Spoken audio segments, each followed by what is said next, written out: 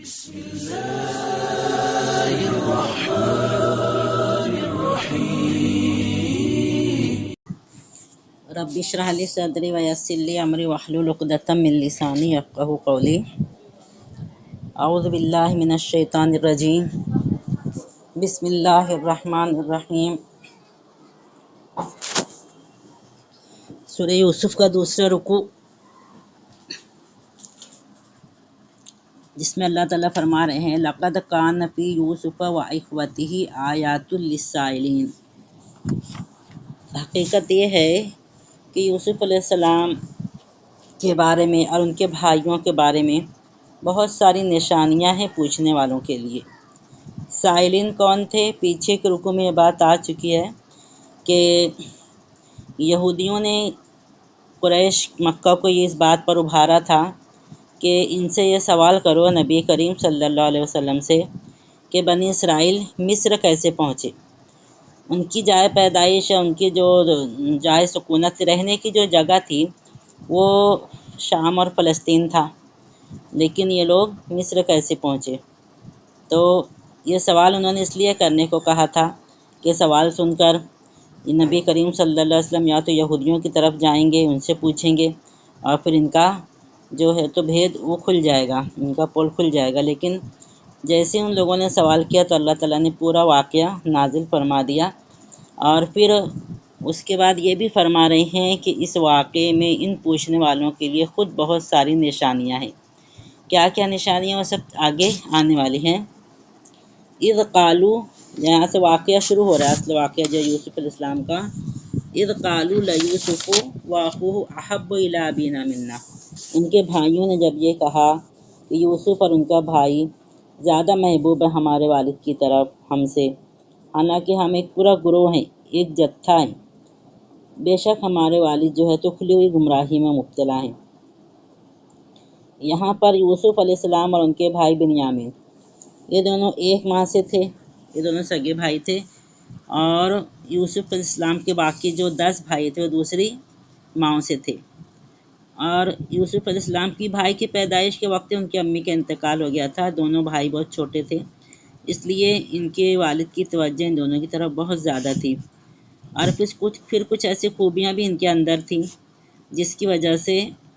فطری طور پر ان کے والد کا جھکاؤ ان دونوں بچوں کی طرف زیادہ تھا۔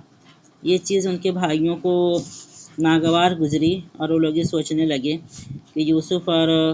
ہمارا جو بھائی ہے، یوسف اور ان کا جو بھائی ہے کہہ رہے ہیں، یوسف و اخوہ، یوسف اور ان کا بھائی، ہمارا بھائی نہیں کہہ رہے ہیں، وہ زیادہ محبوب ہمارے والد کی طرف ہم سے۔ وہ دونوں چھوٹے بچے ہیں، ان کی دیکھ بھال بھی کرنا پڑتی ہے، جب بھی وہ زیادہ محبوب رکھتے ہیں ان کو۔ وَنَحْنُ عُصْبَةٌ، ہم تو ایک جتھا ہیں، ایک گروہ ہیں۔ یہ اصل میں ایک ایسا تصور تھا کہ اس وقت جو قبائلی زندگی ہوتی تھی وہاں پر کوئی ریاست نہیں ہوتی تھی، کوئی ذمہ دار نہیں ہوتا تھا، بلکہ جو قبیلے کا جو بڑا ہوتا تھا وہی اس قبیلے کا ذمہ دار ہوتا تھا، اور ان کی طاقت اور قوت کا دار و مدار اس بات پر تھا کہ اس قبیلے کے بیٹے، پوتے، بھائی، بھتیجے وہ بہت زیادہ ہوں، جو وقت پڑنے پر ان کی جان، مال، عزت، آبرو کی حفاظت کر سکے، کیونکہ اس وقت یہ طریقہ ہی تھا کہ ایک قبیلہ دوسرے قبیلے پر حملہ آور ہو کر ان کی تمام چیزیں لے لیتا، یہاں تک کہ ان کی لڑکیوں تک کو اٹھا لے جایا کرتا تھا۔ تو اس طریقے سے وَنَحْنُ عُصْبَةٌ، یہ ایک مضبوط پوائنٹ تھا ان کے لیے کہ ہم ایک گروہ ہیں، ایک جتھا ہے، ایک طاقت کی چیز ہیں جو ہمارے والد کو کام آنے والے ہیں، اور اس کے باوجود بھی وہ ہمیں محبوب نہیں رکھتے، یوسف اور اس کے بھائی کو ہی محبوب رکھتے ہیں۔ ہمارے والد تو ایک غلط راستے پر پڑ گئے ہیں، وہ اپنا نقصان کر رہے ہیں۔ پھر وہ لوگ سوچتے ہیں، غور کرتے ہیں، گویا سازش کرتے ہیں۔ پیچھے ہم پڑھ کر آئے ہیں سورہ کی تفصیل پڑھتے وقت کہ جس طریقے سے کفار مکہ نے نبی کریم صلی اللہ علیہ وسلم کے لیے سازشیں کی تھی کہ انہیں کس طریقے سے یا تو نعوذ باللہ شہید کر دیا جائے یا پھر جلا وطن کر دیا جائے، تو ویسے ہی یہ لوگ بھی سازشیں کرنے بیٹھے یوسف علیہ السلام کے خلاف، اور کچھ لوگ کہنے لگے کہ انہیں قتل کر دو، یا پھر انہیں ایسی زمین میں لے جا کر ڈال دو کہ جس کی وجہ سے تمہارے والد کی توجہ تمہارے لیے خالص ہو جائے گی، نہ وہ رہیں گے، نہ ان کی محبت میں وہ آگے بڑھیں گے حد سے زیادہ، اور پھر ہمارے لیے بھی ان کی توجہ زیادہ ہو جائے گی۔ یعنی اتنے بڑی سازش کر رہے ہیں، قتل کی بات کر رہے ہیں، انہیں اٹھا کے باہر کہیں پر پھینک دینے کی بات کر رہے ہیں، اور اس کے بعد کیا کہہ رہے ہیں، وَتَكُونُوا مِن بَعْدِهِ قَوْمًا صَالِحِينَ، یہ گناہ کرنے کے بعد پھر نیک بن جانا۔ یعنی اپنے خواہش نفس کی پیروی اس طریقے سے کر رہے ہیں کہ اپنے سگے بھائی کو ہی قتل کر دے رہے ہیں۔ ماں اگر دو ہو، باپ ایک ہو، تو سگے بھائی ہی کہلاتے ہیں وہ، تو اپنے سگے بھائی کو ہی قتل کرنے کی سازش کر رہے ہیں، اور اس کے بعد کہہ رہے ہیں کہ بعد میں قوماً صالحین، نیک بن جانا، ابھی اس کام کو انجام دے لو۔ مطلب جو لوگ نفس کے غلام ہوتے ہیں، نفس کی پیروی میں اتنا زیادہ آگے بڑھ جاتے ہیں کہ انہیں پھر اللہ تعالیٰ کی بھی تعلیمات کے احکامات کو کوئی پاس لحاظ نہیں رہتا، تو وہ لوگ یہی سوچتے ہیں کہ ارے ابھی ایسا کر لو، چلو ابھی یہ اس غلط طریقے سے اپن سود کے ذریعے سے مال حاصل کر لو، اس کے بعد ہم توبہ کر لیں گے، حج کر لیں گے۔ تو یہی سوچ ان کی بھی تھی کہ ہم بعد میں نیک بن جائیں گے، وَتَكُونُوا مِن بَعْدِهِ قَوْمًا صَالِحِينَ، بعد میں نیک بن جائیں گے۔ قال قائل منہم، تو ان کے بھائیوں میں سے کسی ایک نے کہا، لا تقتلوا یوسف، تم یوسف کو قتل مت کرو، والقوہ فی غیابۃ الجب، انہیں کسی اندھے کنویں میں ڈال دو، یلتقطہ بعض السیارۃ ان کنتم فاعلین، اگر تمہیں کرنا ہی ہے تو ایسا کرو، انہیں کسی اندھے کنویں میں ڈال دو، اور بعض قافلے والے جو ہوں گے انہیں نکال لیں گے۔ مطلب ان کی جان لینے سے بچنا چاہتے ہیں، اور کہتے ہیں کہ کسی اندھے کنویں میں ڈال دو، اور کوئی قافلہ آتے جاتے انہیں اٹھا کے لے کے چلا جائے گا۔ قالوا یا ابانا، اب یہ پلاننگ کر کے وہ پھر اپنے والد کے پاس آتے ہیں، اور کیا کہتے ہیں، قالوا یا ابانا ما لک لا تأمنا علی یوسف، اے ہمارے ابا جان، کیا ہے آپ کے لیے کہ آپ یوسف علیہ السلام کے بارے میں ہم پر کوئی بھروسہ ہی نہیں کرتے ہیں، وَإِنَّا لَهُ لَنَاصِحُونَ، حالانکہ ہم تو ان کے خیر خواہ ہیں۔ ارسلہ معنا، آپ انہیں بھیجیے ہمارے ساتھ، غدًا یرتع ویلعب، کل آپ انہیں ہمارے ساتھ بھیجیے تاکہ وہ کھائیں پئیں کھیلیں کودیں جنگل میں، وَإِنَّا لَهُ لَحَافِظُونَ، اور ہم اس کی حفاظت کرنے کے لیے موجود ہیں۔ اس طریقے سے ان کے والد کو بہلاتے ہیں، پھسلاتے ہیں، انہیں آمادہ کرنے کی کوشش کرتے ہیں۔ یعقوب علیہ السلام جواب دیتے ہیں، قال انی لیحزننی ان تذهبوا بی، فرماتے ہیں کہ مجھ کو اس بات غمگین کر رہی ہے، یہ سوچ کر مجھے اندیشہ ہو رہا ہے کہ تم اسے لے جاؤ گے، ان تذهبوا بی، تم انہیں لے جاؤ گے، واخاف، اور میں ڈرتا ہوں، ان یأکلہ الذئب، انہیں بھیڑیا نہ کھا لے۔ چھوٹے تھے وہ، بہت زیادہ بڑے نہیں تھے،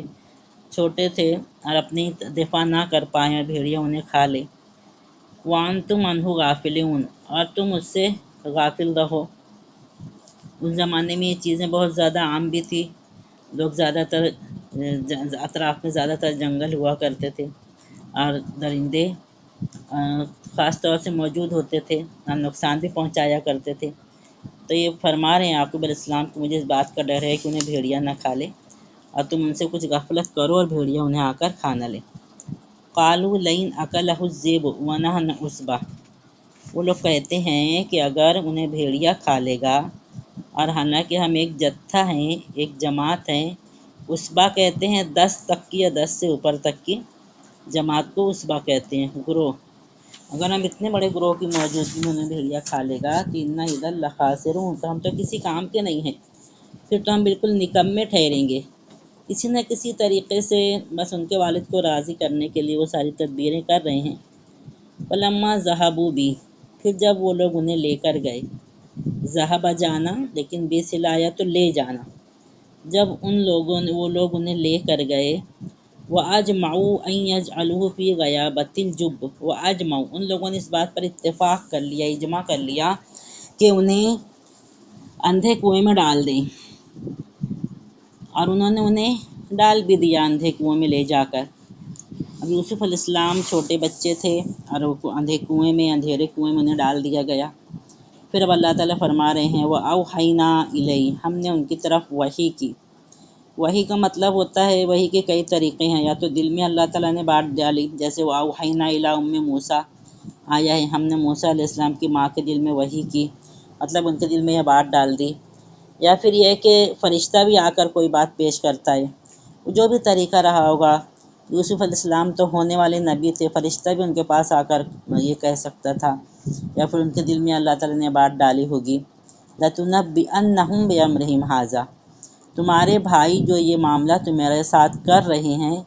تم اس معاملے کی انہیں خود خبر دو گے، یعنی ایک وقت ایسا آئے گا کہ آج یہ تمہیں یہاں پر ڈال کر چلے گئے ہیں، لیکن کل ایک وقت ایسا آئے گا کہ تم انہیں خبر دو گے کہ تم میرے ساتھ کیا کیے تھے۔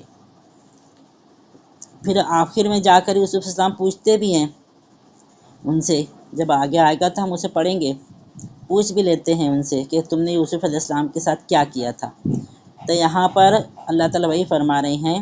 کہ تم ان کے اس کام کی خود خبر دو گے، وَهُمْ لَا يَشْعُرُونَ، انہیں محسوس بھی نہیں ہوگا۔ وہ لوگ آگے چل کے اس میں پڑھیں گے کہ جب مصر پہنچ گئے، یوسف علیہ السلام اس وقت بادشاہ کی شکل میں ان کے سامنے موجود تھے، تو وہ لوگ انہیں پہچانتے بھی نہیں ہیں، لیکن یوسف علیہ السلام نے دیکھتے ہی پہچان لیتے ہیں اور انہیں خبر دیتے ہیں کہ تم نے تمہارے بھائی کے ساتھ کیا کیا تھا، تمہیں یاد ہے کیا؟ تو اس چیز کی طرف اللہ تعالیٰ انہیں اشارہ فرما رہے ہیں۔ اب یہ انہیں اندھے کنویں میں ڈال دی، پھر کیا کیے اس کے بعد؟ وَجَاءُوا أَبَاهُمْ عِشَاءً يَبْكُونَ، رات کے وقت ان کے والد کے پاس روتے پیٹتے ہوئے آئے،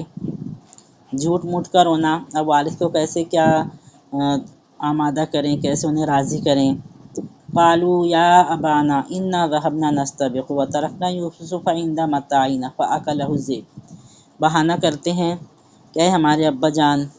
ہم دوڑ کے لیے گئے تھے، ہم دوڑ میں لگ گئے تھے، آپس میں ایک دوسرے سے دوڑ کا مقابلہ کرنے لگے تھے، اور ہم نے یوسف کو ہمارے سامان کے پاس چھوڑ دیا تھا تو اسے بھیڑیے نے کھا لیا۔ اپنی چال کے مطابق، اپنی پلاننگ کے مطابق ان لوگوں نے یوسف علیہ السلام کے بارے میں ان کے والد کو خبر دی کہ انہیں بھیڑیے نے کھا لیا۔ وما انت بمؤمن لنا ولو كنا صادقین، دیکھو یہ جو لوگ جھوٹے ہوتے ہیں نا، تو انہیں اپنی بات ثابت کرنے کے لیے ایسے ایسے جملے کہنا پڑتے ہیں۔ جو لوگ سچے ہوتے ہیں وہ ایک جملہ بول کے خاموش ہو جاتے ہیں، اس کے بارے میں وہ کوئی اصرار نہیں کرتے، لیکن جو جھوٹے انہیں ایسے جملے بولنا پڑتے ہیں۔ وما انت بمؤمن لنا، آپ ہمارے اوپر یقین نہیں کریں گے، ولو كنا صادقین، اگرچہ ہم سچے ہی ہوں، ہم سچ ہے کہہ رہے ہیں، پھر بھی آپ ہمارے اوپر یقین نہیں کریں گے۔ وَجَاءُوا عَلَىٰ قَمِيصِهِ بِدَمٍ كَذِبٍ، اور اپنی بات کو سچ ثابت کرنے کے لیے ان لوگوں نے ان کی قمیص پر، ان کے کرتے پر جھوٹا خون لگا کر لے آئے، کسی جانور کو مار کر اس کا خون ان کے کرتے پر لگا کر لے آئے، کرتا ان کے والد کو دکھانے کے لیے کہ دیکھو یہ یوسف علیہ السلام کا کرتا ہے اور اس پر خون لگا ہوا ہے، اور انہیں بھیڑیے نے کھا لیا ہے۔ قال بل سولت لکم انفسکم امرا، یوسف علیہ السلام سب حقیقت سمجھ جاتے ہیں، نبی تھے یہ، انہیں فہم و فراست حاصل تھی۔ فرماتے ہیں کہ تمہارے نفس نے تو تمہارے لیے ایک بڑے کام کو آسان بنا دیا، تم نے تو آسانی سے ایک غلط کام کر کے اور اس کے بارے میں باتیں بھی بنا لیں۔ فصبر جمیل، تب میرے لیے تو یہی طریقہ ہے کہ میں بس صبر کروں، اچھے طریقے پر صبر کروں۔ یہاں پر صبر جمیل کا جو ترجمہ ہے وہ ہے اچھا صبر، اس سے مراد ایسا صبر ہے جس میں نہ شکایت ہو، نہ کسی قسم کی فریاد ہو، نہ جزا فضا ہو، بلکہ ٹھنڈے دل سے اس مصیبت کو برداشت کیا جائے جو ایک عالی ظرف انسان پر اللہ تعالیٰ کی طرف سے آتی ہے۔ اور اللہ تعالیٰ جب اپنے نیک بندوں کو آزماتے ہیں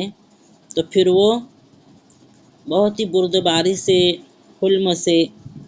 اور بہت ہی سنجیدگی سے اس چیز کو فیس کرتے ہیں، اپنے ذہنی توازن نہیں کھوتے اور الٹی سیدھی حرکتیں نہیں کرتے ہیں، بلکہ اللہ تعالیٰ کی طرف سے آئی ہوئی آزمائش پر صبر اختیار کرتے ہیں۔ یوسف علیہ السلام نے بھی وہی طریقہ اختیار کیا، فرمانے لگے کہ بس میرے لیے تو صبر کرنا ہی اچھا ہے۔ واللہ المستعان علی ما تصفون، اور جو باتیں تم بنا رہے ہو اس پر تو اللہ ہی سے مدد مانگی جا سکتی ہے۔ واللہ المستعان علی ما تصفون، تم یہ جو جھوٹ بہانے گڑھ رہے ہو، جھوٹی باتیں کر رہے ہو، یہ ساری چیزیں کر رہے ہو تو اس پر اللہ ہی سے مدد مانگی جا سکتی ہے اور کوئی مددگار نہیں ہو سکتا۔ وجاءت سیارۃ فارسلوا واردہم فادلی دلوا۔ اب ایک قافلہ آتا ہے جس کنویں میں یوسف علیہ السلام کو ڈال کر یہ لوگ چلے جاتے ہیں، پھر وہاں پر قافلہ آتا ہے تو انہوں نے اپنے پانی لانے والے کو کنویں کے پار بھیجتے ہیں کہ جاؤ پانی لے کر آؤ۔ فادلا دلوا، جب وہ ڈول کو کنویں میں ڈالتا ہے تو اس میں یوسف علیہ السلام نکلتے ہیں۔ قال یا بشرا ھذا غلام، اس نے کہا کہ یہ تو بہت بڑی خوشخبری ہے، یہاں پر تو ایک لڑکا ہے۔ وَأَسَرُّوا بِبِضَاعَةٍ، اور ان لوگوں نے اسے ایک قیمتی سامان سمجھ کر اس نے چھپا لیا، کسی کو بتایا نہیں ان لوگوں نے، اور ایک تجارت کا سامان سمجھ کر انہیں چھپا کر رکھ لیتے ہیں کہ ہم انہیں جو ہے تو بیچ کر اچھا خاصا فائدہ اٹھا لیں گے۔ اس دور میں غلامی بہت زیادہ عام تھی، کسی بھی آزاد انسان کو تو پکڑ کر لوگ بیچ دیا کرتے تھے۔ تو یوسف علیہ السلام تو بہرحال ایک چھوٹے سے بچے کنویں میں انہیں ملے تھے تو ان لوگ بھی اسی نیت سے انہیں رکھ لیتے ہیں۔ واللہ علیم بما یعملون، اور اللہ تعالیٰ جاننے والا اس چیز کو جو تم کر رہے ہو۔ وَشَرَوْهُ بِثَمَنٍ بَخْسٍ دَرَاهِمَ مَعْدُودَةٍ، اور آخر کار انہوں نے اس کو تھوڑی سی قیمت پر چند درہم کے عوض بیچ ڈالا۔ وَكَانُوا فِيهِ مِنَ الزَّاهِدِينَ، اور وہ اس کی قیمت کے معاملے میں کچھ زیادہ کے امیدوار نہ تھے۔ یہاں پر کئی روایتیں آتی ہے۔ ایک روایت میں آتا ہے کہ مدین کے لوگ آتے ہیں اور یوسف علیہ السلام کو نکالتے ہیں اور وہ لوگ لے جا کر انہیں اسماعیلیوں کے ہاتھوں بیچ ڈالتے ہیں۔ کہیں پر آتا ہے کہ جب یہ انہیں لے کر جانے لگتے ہیں تو ان کے بھائی جاتے ہیں اور ان سے لڑائی جھگڑا کرنے لگ جاتے ہیں، اور پھر وہ لوگ کیا کرتے ہیں کہ ان کے بھائیوں کو 20 درہم قیمت ادا کر کے اور یوسف علیہ السلام کو پھر لے کر چلے جاتے ہیں۔ اور پھر آگے آتا ہے کہ ان لوگوں نے 20 ہی درہم پر انہیں ان کے ہاتھوں، اسماعیلیوں کے ہاتھوں مصر لے جا کر فروخت کر دیا تھا۔ تو یہ واقعے کی شروعات ہے جس میں اللہ تعالیٰ نے شروع میں ہی یہ فرما دیا کہ یوسف علیہ السلام کے واقعے میں پوچھنے والوں کے لیے بہت ساری نشانیاں ہیں۔ آگے چل کر ہم پڑھیں گے، ہمیں سمجھ میں آئے گا کہ شروع میں تو بہت زیادہ گراں گزرتا ہے۔ خود یعقوب علیہ السلام کی بھی کیا کیفیت ہوئی ہوگی جب ان کا محبوب بیٹا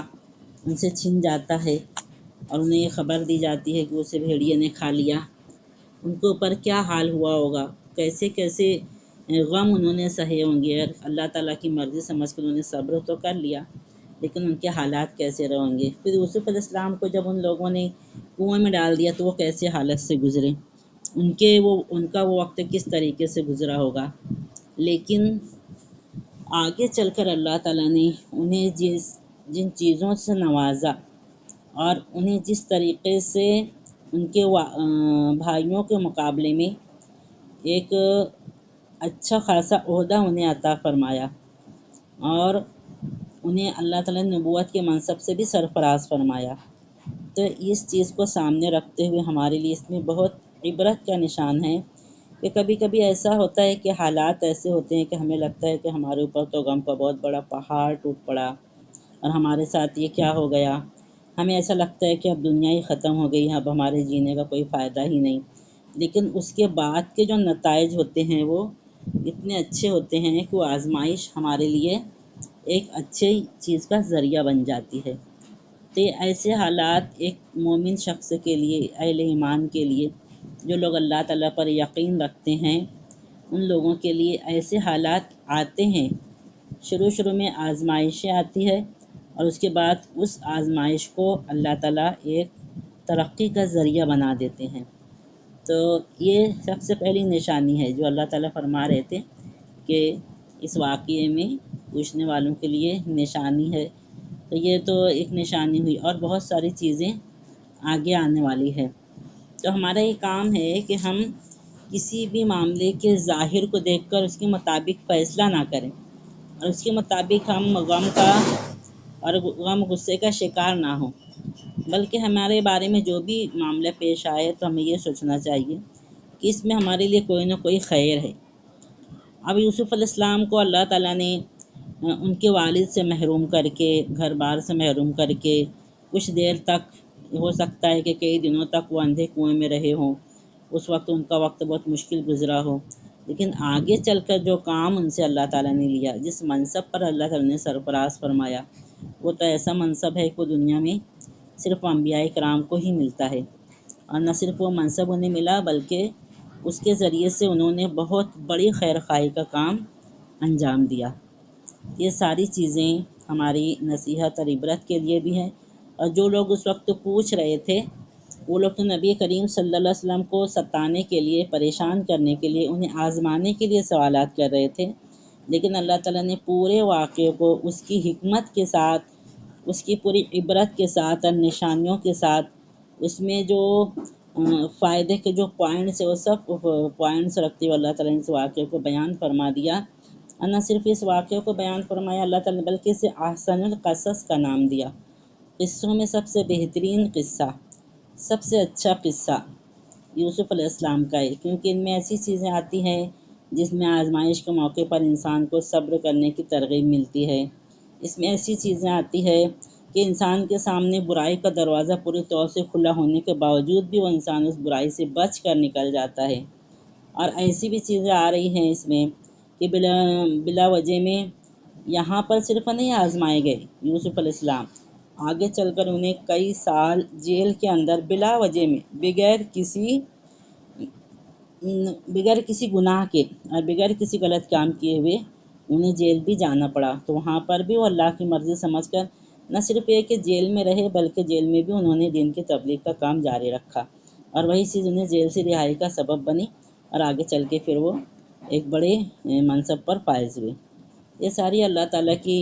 فیصلے ہوتے ہیں، اللہ تعالیٰ کے حکم ہوتے ہیں، اللہ تعالیٰ کی مرضی کے مطابق یہ ساری چیزیں ہوتی ہے۔ بس ایک انسان کو چاہیے کہ وہ اللہ کی رضا پر راضی رہتے ہوئے اور جس طریقے سے ممکن ہو اللہ تعالیٰ کا فرما بردار بنتے ہوئے اپنی زندگی گزار دیں۔ اللہ تعالیٰ سے دعا ہے کہ وہ ہمیں ان واقعات سے ویسے ہی عبرت حاصل کرنے کی توفیق عطا فرمائے جس مقصد کے لیے اللہ تعالیٰ نے نازل فرمایا ہے۔ وآخر دعوانا ان الحمد للہ رب العالمین۔